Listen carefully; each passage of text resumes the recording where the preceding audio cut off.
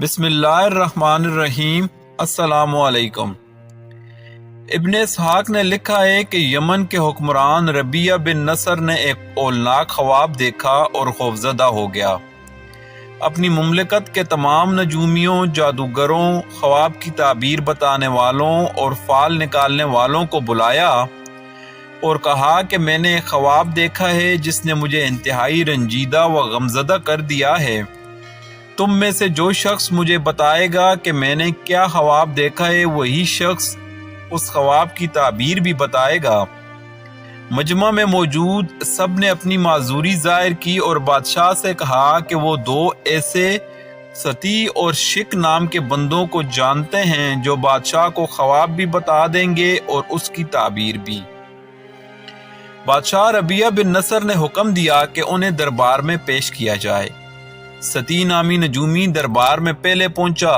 بادشاہ نے اسے اپنی پریشانی اور ڈر کے متعلق بتایا تو ستی نے کہا کہ بادشاہ سلامت، آپ نے خواب دیکھا ہے کہ ایک کالے رنگ کا شرارہ جو اندھیرے سے نکلا اور پھر نشیبی زمین پر گرا اور اس میں موجود ہر دماغ والی یعنی جاندار چیز کو کھا گیا۔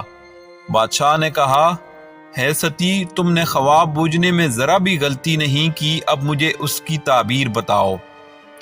تو ستی نے کہا کہ دونوں پتھریلی زمینوں کے درمیان جتنے حشرات الارض ہیں، ان کی قسم کھاتا ہوں کہ تمہاری سرزمین پر حبشی آ نازل ہوں گے اور پورے علاقے پر قابض ہو جائیں گے۔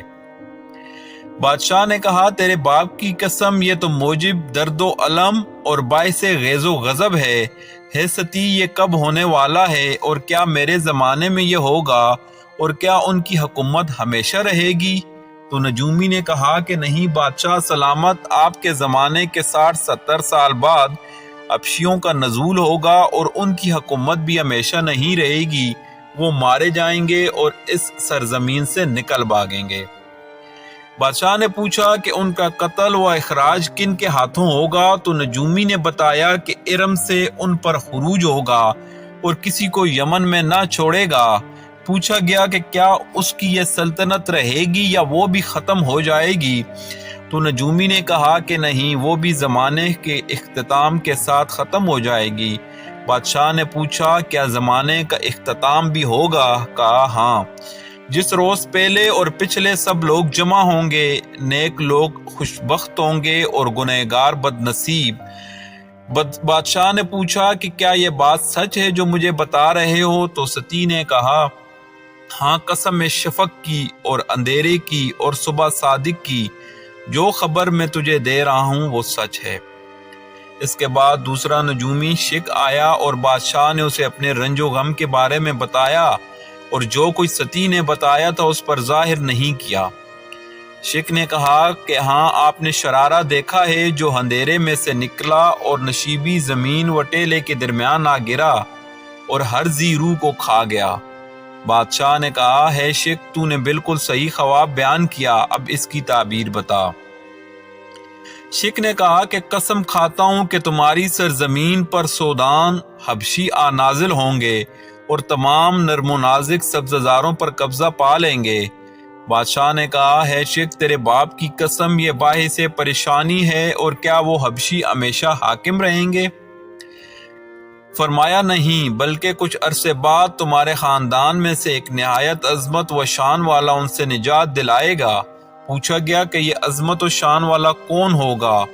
کہا گیا کہ ایک نوجوان جو نہ تو کمزور ہوگا اور نہ کسی معاملے میں کوتاہی کرنے والا۔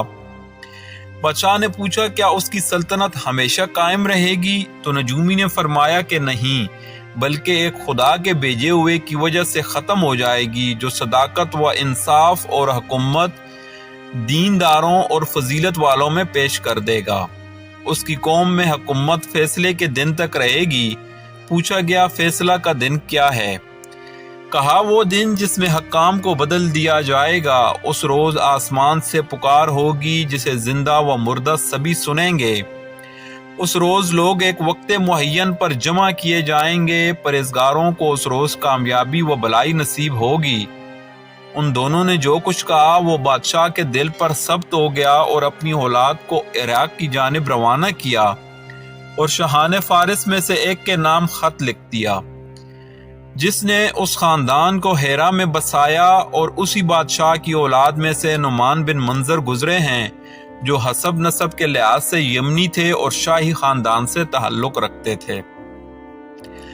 دوستو، سیرت کی کتاب کے اس واقعے سے پتہ چلتا ہے کہ حضرت محمد صلی اللہ علیہ وآلہ وسلم کی بعثت کی گواہیاں کئی صدیوں پہلے سے دی جا رہی تھیں، لیکن اس کے باوجود جن کے دلوں پر اللہ سبحانہ و تعالی نے مور لگا دی تھی وہ ایمان نہ لائے۔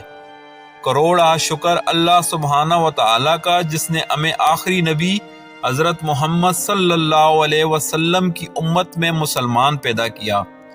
اللہ پاک ہمیں اسلام پر زندگی گزارنے کی توفیق اور ایمان پر موت عطا فرمائے، آمین، بحق النبی کریم صلی اللہ علیہ وسلم۔